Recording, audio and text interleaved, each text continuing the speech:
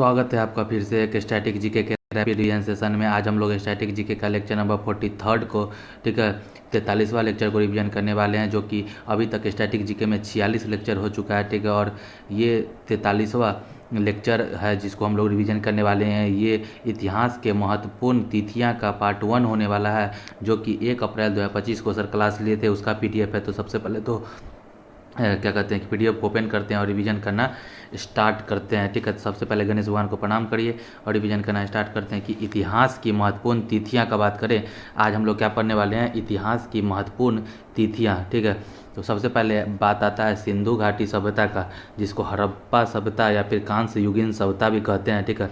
सिंधु घाटी सभ्यता को हड़प्पा सभ्यता या फिर कांस्य युगीन सभ्यता भी कहते हैं।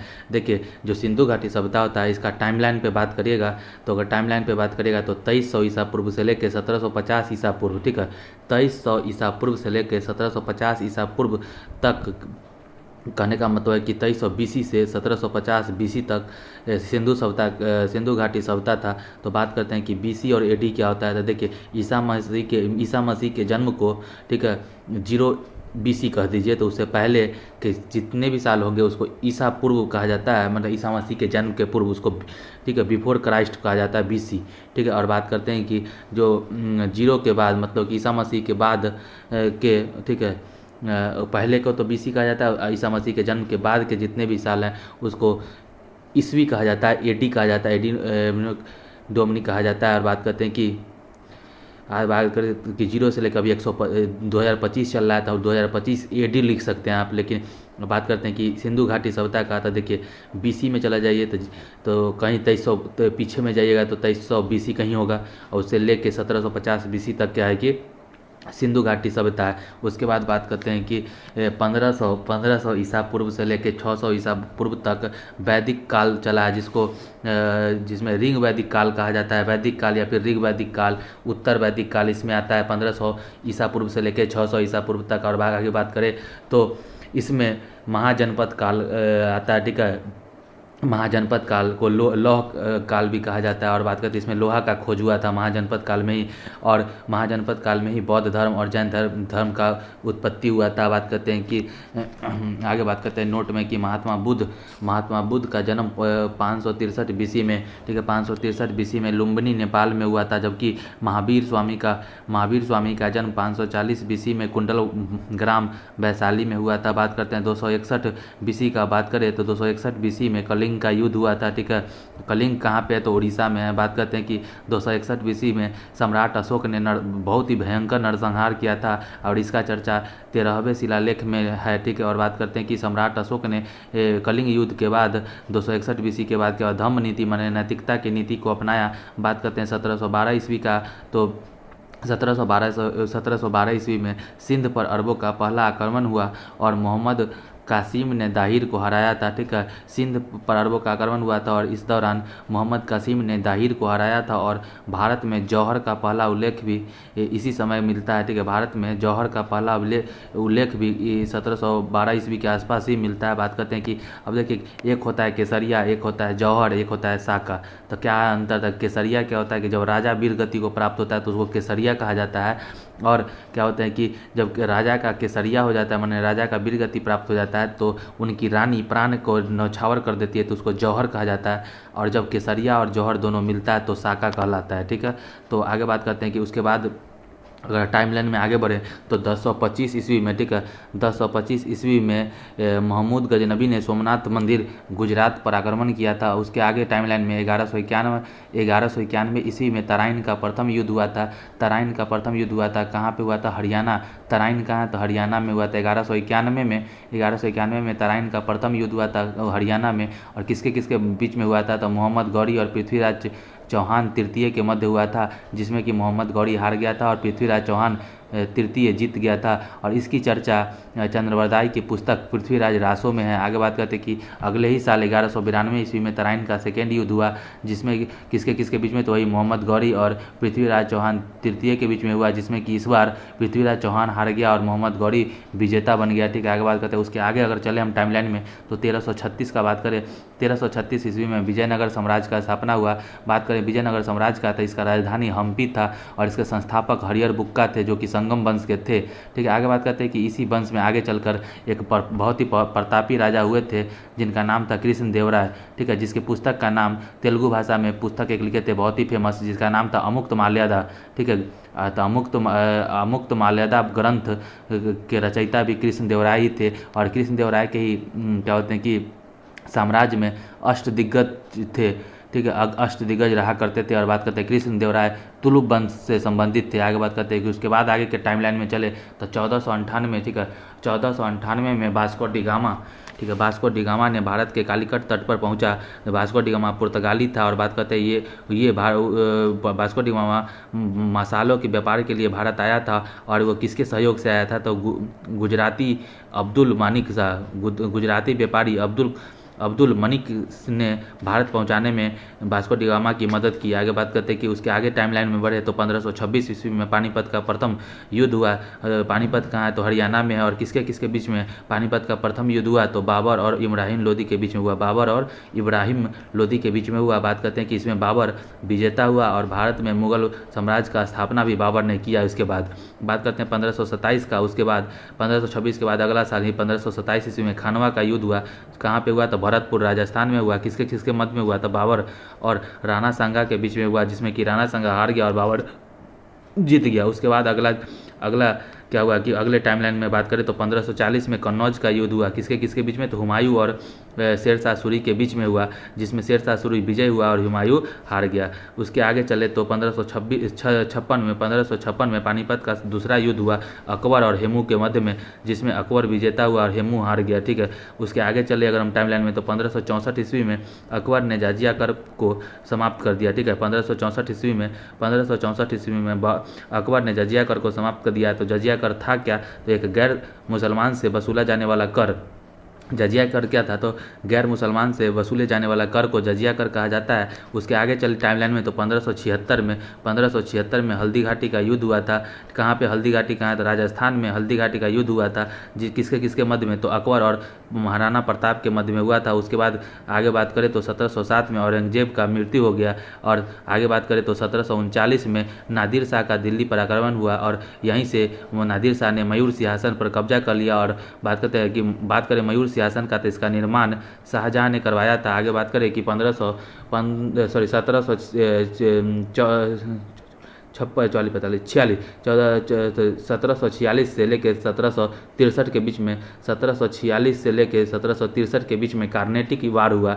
3 कार्नेटिक वार हुआ। ठीक है, तो किसके किसके मध्य में हुआ, तो ईस्ट इंडिया कंपनी और फ्रांस के बीच में हुआ। और फाइनल रिजल्ट ये हुआ कि फ्रांस को हार का सामना करना पड़ा, और यहाँ से भारत से इसका बोरिया बिस्तर बांध के जाना पड़ गया। ठीक है, तो बात करते हैं पहला कार्नेटिक वार का, तो इसको एक्स-ला-शापेल की संधि के द्वारा समाप्त किया गया। और बात करते हैं कि इसके फर्स्ट कार्नेटिक वार 1746 से 1748 तक 2 साल तक चला। आगे बात करते हैं कि सेकेंड कार्नेटिक वार को पांडिचेरी की संधि के द्वारा इसको समाप्त किया गया। और बात करते हैं कि सेकेंड कार्नेटिक वार 1749 से लेकर 1754 तक चला। ठीक है, 1749 से लेकर 1754 तक 5 साल तक चला। उसके बाद थर्ड वार का बोले, थर्ड कार्नेटिक वार का वार तो बोले तो क्या कहते हैं कि ये 1758 से लेकर 1763, ठीक है, 1758 से लेकर 1763 तक क्या कहते हैं कि चला। और इसको वांडीवास का युद्ध कहा जाता है। जो थर्ड कार्नेटिक वार है उसको वांडीवास का युद्ध कहा जाता है, जो कि ईस्ट इंडिया कंपनी और फ्रांस के बीच में हुआ। ईस्ट इंडिया कंपनी की तरफ से आयरकुट थे और फ्रांस की तरफ से लिली थे, और इसको पेरिस की संधि के द्वारा समाप्त किया गया। ठीक है, आगे बात करते हैं कि आगे अगर टाइमलाइन में आगे बढ़े तो 13 जून 1757 को 23 जून 1757 को प्लासी का युद्ध हुआ। ठीक है, और बात करते हैं कि ईस्ट इंडिया कंपनी की तरफ से क्लाइव थे। ठीक है, और बात करते हैं कि तो प्लासी का युद्ध हुआ किसके किसके बीच में, तो ईस्ट इंडिया कंपनी और बंगाल के बीच में। और बात करते हैं ईस्ट इंडिया कंपनी को नेतृत्व कौन कर रहे थे, क्लाइव कर रहे थे। ठीक है, उस समय। ठीक है, आगे बात करते हैं कि फिर अगले साल 2 साल बाद 1759 में बेदरा का युद्ध हुआ ईस्ट इंडिया कंपनी और डच होलैंड के साथ, जिसमें डच होलैंड हार गया और भारत से उसका बोरिया बिस्तर बांध के जाना पड़ गया। फिर 1761 का बात करें तो 1761 में पानीपत का तीसरा युद्ध हुआ। किसके किसके मध्य में, तो मराठा और अहमद शाह अब्दाली के बीच में। ठीक है, मराठा और अहमद शाह अब्दाली के बीच में हुआ। हुआ जिसमें मराठा हार गया और अहमद शाह अब्दाली जीत गया। ठीक है, आगे बात करते हैं कि फिर 1764 में बक्सर का युद्ध हुआ। East India Company versus Bengal के नवाब, अवध के नवाब और मुगल साम्राज्य के क्या कहते हैं संयुक्त सेना के साथ, जिसमें कि सबसे दुख की बात यह है कि ईस्ट इंडिया कंपनी को नेतृत्व कौन कर रहे थे, हेक्टर मुनरो कर रहे थे। और बात करते हैं कि ये यहाँ पे संयुक्त सेना था। ठीक है, लेकिन दुख की बात यह है कि तीनों मिल के हार गया, जिस कारण से ईस्ट इंडिया कंपनी का मनोबल और बढ़ गया बक्सर का युद्ध के बाद। आगे बात करते हैं 1765 का बात करें। 1765 में बक्सर के युद्ध के बाद अगले ही साल इलाहाबाद की संधि हुई और उस समय अंग्रेज के हेड कौन कर रहे थे, क्लाइव कर रहे थे। और उसके बाद क्या हुआ कि बंगाल में द्वैत शासन की शुरुआत हो गई। फिर 1773 आया, फिर 1773 में रेगुलेशन एक्ट आया और क्या हुआ कि बंगाल के गवर्नर का पदनाम चेंज करके बंगाल की गवर्नर जनरल कर दिया गया। और बात करते हैं कि फर्स्ट जो पहले गवर्नर जनरल थे वो वारेन हेस्टिंग थे। कौन थे? वारेन हेस्टिंग थे। ठीक है, बंगाल के पहले गवर्नर जनरल कौन थे? वारेन हेस्टिंग थे। और बात करते हैं कि 1774 का बात करें तो 1774 में कोलकाता में सुप्रीम कोर्ट की स्थापना हुई। ठीक है, 1774 में, ठीक है, 1774 में कोलकाता में सुप्रीम कोर्ट की स्थापना हुई। ठीक है, और बात करते हैं कि इसके पहले मुख्य न्यायाधीश कौन थे? कोलकाता सुप्रीम कोर्ट के पहले मुख्य न्यायाधीश एलिजा इम्परे थे। कौन थे?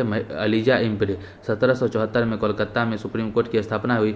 और बात करते हैं कि कोलकाता सुप्रीम कोर्ट के पहले मुख्य न्यायाधीश एलिजा इम्परे थे। और बात करते हैं कि 1784 का बात करें। ठीक है, 1784 का बात करें तो 1784 में पिट्स इंडिया एक्ट आया। ठीक है, जिसमें कि BOD मतलब कि बोर्ड ऑफ डायरेक्टर और बोर्ड ऑफ कंट्रोल निर्देशक मंडल एवं निर्देशक मंडल एवं नियंत्रक मंडल की स्थापना हुई 1784 में पिट्स इंडिया एक्ट के तहत। उसके बाद 1798 आया।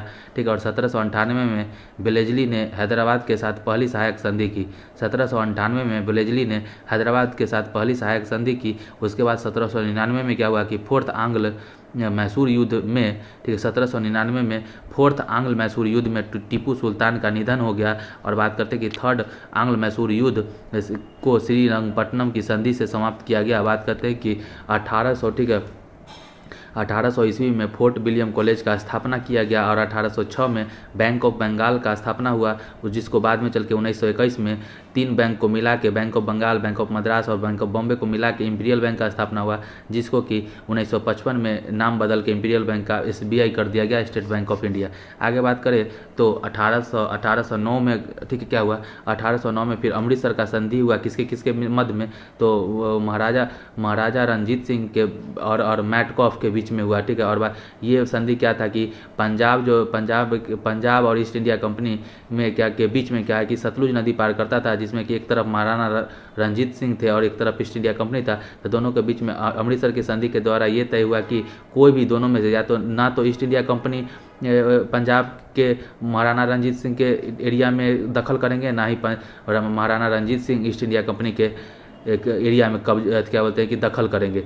ये अमृतसर की संधि में कहा गया। लेकिन अगले 1813 के एक्ट 1813 का जो अधिनियम था उसमें पहली बार शिक्षा के लिए 1 लाख रुपए की घोषणा हुई। आगे बात करते हैं 1828 का बात करें तो 1828 में ब्रह्म समाज की स्थापना हुई और राजा राम मोहन राय, ठीक है, 1828 में ब्रह्म समाज की स्थापना हुई और राजा राम मोहन राय क्या कहते हैं कि ब्रह्म समाज के संस्थापक थे। बात करते हैं 1829 में सती प्रथा का अंत हुआ। ठीक है, 1829 में सती प्रथा का अंत हुआ और उस समय विलियम बेंटिंग ये बात करने वाले, सती प्रथा का अंत करने वाले कौन थे? विलियम बेंटिंग थे। ठीक है, आगे बात करते हैं कि 1833 में, ठीक है, 1833 में ईस्ट इंडिया कंपनी का व्यापारिक एकाधिकार को पूर्णतः समाप्त कर दिया गया और 1833 में ही बंगाल के गवर्नर जनरल का नाम बदल के पदनाम चेंज करके, ठीक है, बंगाल का गवर्नर जनरल का पदनाम चेंज करके भारत का गवर्नर जनरल कर दिया गया। और उसके पहले भारत के पहले गवर्नर जनरल पहले बैटिंग बने। और बात करते हैं कि 1833 के समय ही पहला विधि आयोग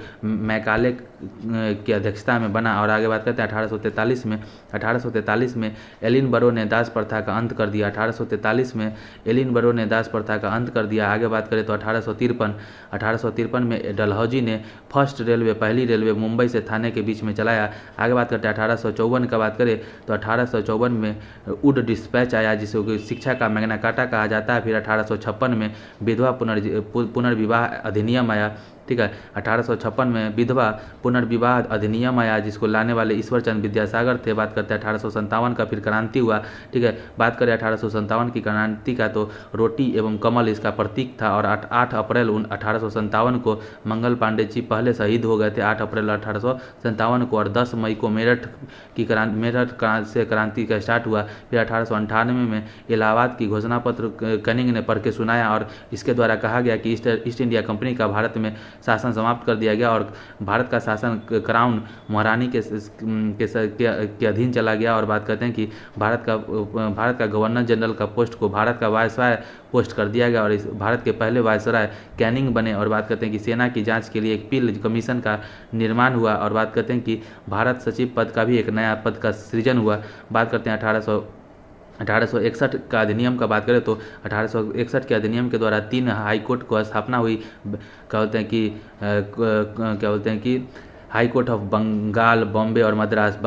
high court of Bengal, high court of Bombay, high court of Madras, 3 कोर्टों का क्या होता है स्थापना 1861 में हुआ। फिर क्या हुआ कि 1862 में भारत का पहला हाई कोर्ट क्या बोलते हैं कि बंगाल हाई कोर्ट बना। और आगे बात करते हैं 1872 में मेयो के समय पहली बार जनगणना, ठीक है, 1872 में, ठीक है, 1872 में मेयो के समय पहली बार जनगणना हुआ। आगे बात करते हैं 1875 में आर्य समाज की स्थापना हुई, ठीक है, 1875 में आर्य समाज की स्थापना हुई। और क्या बोलते हैं कि इसके 1875 में आर्य समाज की स्थापना हुई, और इसके संस्थापक कौन थे, तो स्वामी दयानंद सरस्वती थी, जिन्होंने ये बात करते कि दयानंद सरस्वती थे जिन्होंने आर्य समाज की स्थापना की 1875 में। और 1875 में ही इंडिया लीग की स्थापना शिशिर कुमार घोष जी ने किया। फिर 1878 आया, ठीक है, 1878 में वर्नाकुलर प्रेस एक्ट आया, लिटन ने लाया था। और बात करते हैं कि इसके द्वारा वर्नाकुलर प्रेस एक्ट के द्वारा बैन होने वाले पहले अखबार का नाम सोम प्रकाश है। आगे बात करते हैं 1881 का समय। फिर उसके बाद 1881 का समय आया, जिस समय रिपन ने पहली बार दशकीय वैज्ञानिक जनगणना कराया। उसके अगले साल ही 1882 में रिपन को स्थानीय स्वशासन का जनक कहा जाता है। और 1882 में इल्बर्ट बिल विवाद हुआ था, श्वेत विद्रोह, ठीक है। इसमें भारतीय न्यायाधीशों को शक्तिशाली बना के वो क्या होता है कि अंग्रेजी न्यायाधीश के बराबर देने की बात कही गई थी। उसके बाद क्या हुआ, 28 दिसंबर 1885 को कांग्रेस की स्थापना हुई, और करने वाले A.O. ह्यूम थे, ठीक है। इसी के साथ हमारा आज का पार्ट 1 का रैपिड रिवीजन समाप्त होता है। मिलते हैं फिर किसी नए रिवीजन सेशन में, तब तक के लिए बाय।